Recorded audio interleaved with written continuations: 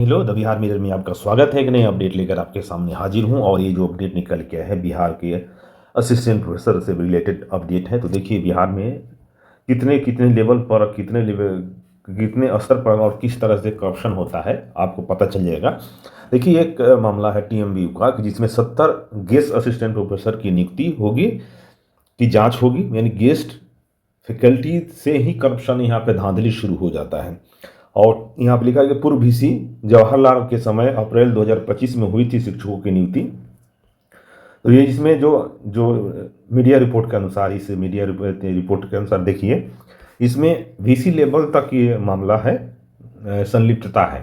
तो अगर आप इस तरह की खबरें चाहते हैं कि आपको मिलता रहे बिहार असिस्टेंट प्रोफेसर बहाली से रिलेटेड अपडेट आपको मिलता रहे, तो द बिहार मिरर को आप सब्सक्राइब कर लें, लाइक करें और शेयर करें। क्योंकि देखिए इस तरह खबरें मैं लेके हमेशा आते रहता हूँ जो बिहार में असिस्टेंट प्रोफेसर बहाली से रिलेटेड होता है। भले डायरेक्ट कॉन्टेक्ट कंसर्न ना हो, डायरेक्ट उससे संबंध ना हो, लेकिन इनडायरेक्टली तो है। अब क्या उम्मीद रख सकते हैं कि देखिए यही खबर जो है, अब यहाँ पे आप पारदर्शिता की क्या उम्मीद रख सकते हैं। जहाँ पर गेस्ट टीचर की बहाली में ही धांधली हो रहा है, तो आप तो मुकाबला नहीं कर सकते हैं। अब गेस्ट प्रोफेसर की बहाली हुआ है यहाँ पे, तो उनको तो इसी तरह 10 नंबर मिल जाएगा, क्योंकि बहाली हो रहा है, चल रहा है, तो इनको एक्सपीरियंस सर्टिफिकेट मिल जाएगा, आप से आगे निकल जाएंगे। ठीक है, ये तो जांच में हो गया है, इसमें मामला उठा है तो ये मामले आ गए हैं, नहीं तो क्या पता क्या क्या हो जाता। फिलहाल ठीक है, इसमें क्या लिखा हुआ है मैं बता देता हूँ इसमें क्या है।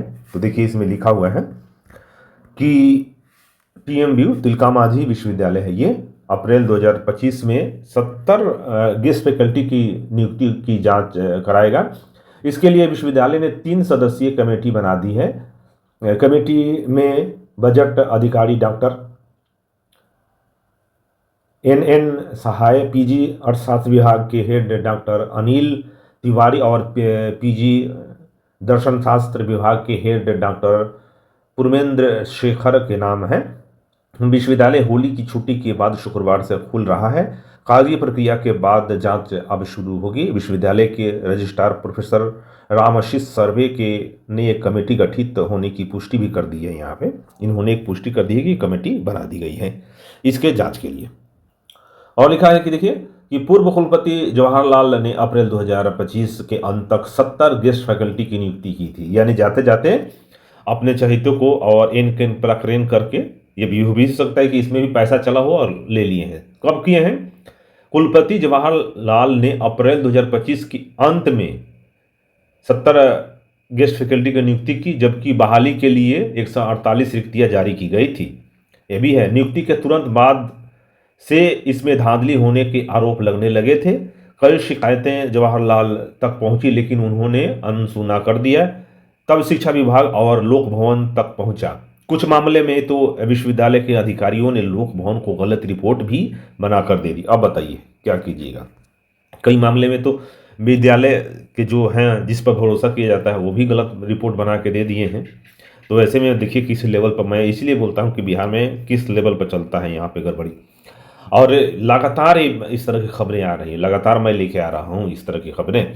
देखिए लिखा है कि लेकिन अभ्यर्थियों ने इस रिपोर्ट को कटघरे में खड़ा कर दिया था। इसके बावजूद जवाहरलाल ने जांच नहीं करवाई। देखिए कुछ लोग लगे हुए हैं, मैं इसीलिए बाद में कहता हूँ कि आप इंफॉर्मेशन रखिए।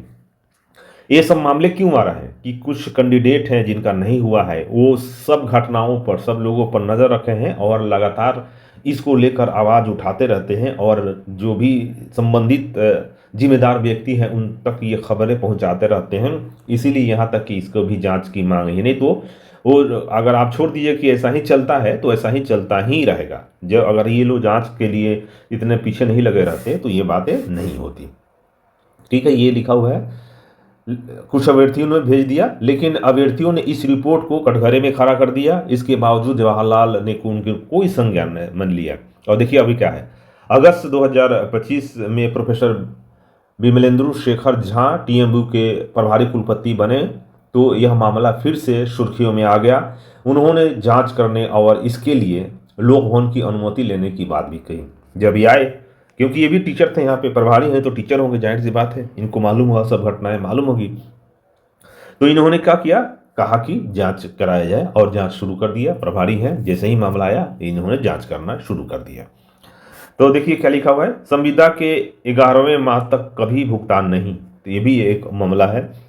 इन शिक्षकों की नियुक्ति संविदा पर हुई है, इसकी अवधि 11 माह होती है और 11 माह बीतने पर भी सेवा रिन्यूअल की जारी नहीं किया गया है। ये शिक्षक अपनी संविदा के 11 माह में प्रवेश कर चुके हैं, लेकिन आरोप और जांच के नाम पर इन्हें अब तक एक भी भुगतान नहीं हुआ है।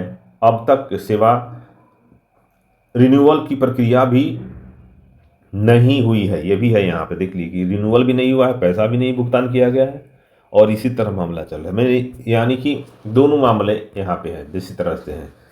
और ये देखिए क्या लिखा है, अर्हता के बावजूद चयन नहीं करने के लगे थे आरोप, मैंने जो कैंडिडेट एलिजिबल है उसको भी आपने नहीं किया, धांधली करके नियुक्ति में धांधली के भी आरोप लगे हैं। जितनी रिक्ति जारी हुई उसमें कम बहाली हुई है। इतिहास के आवेदकों का इंटरव्यू रात से भोर तक चला, यानी रात भर इंटरव्यू चला। ज़्यादातर विषयों में आवेदक शॉर्टलिस्ट नहीं हुए थे। इंटरव्यू अंक पेन की जगह पेंसिल से किया गया, इंटरव्यू का पेंसिल से दिया गया।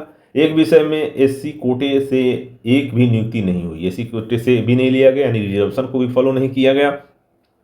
और यहाँ पे जरूरी जो है अंक रहने के बावजूद चयन नहीं किया गया, इस तरह का भी मामला है। ज़्यादा अंक वालों को छोड़ कम अंक वालों को ले लिया गया।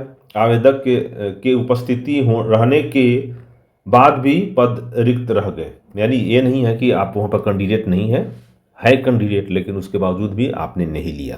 इस तरह की कई लेवल पे आपको धांधली देखने को मिला और मिल रहा है।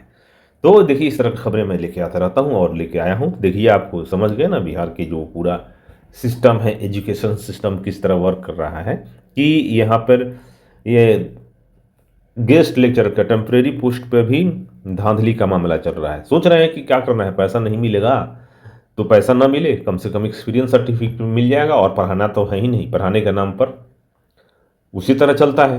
कौन पढ़ता है, पढ़ाना के कोई जाता नहीं है। तो इस तरह के मामले आपको देखने को मिलेंगे। तो ठीक है, तो ये रहा आपका असिस्टेंट प्रोफेसर बहाली से रिलेटेड अपडेट। इस तरह का कोई भी अपडेट आएगा मैं लेकर आते रहूँगा। फिलहाल इस वीडियो में इतना ही, मिलते हैं एक नए वीडियो में एक नए अपडेट के साथ। तब तक आप देखते रहिए द बिहार मिरर।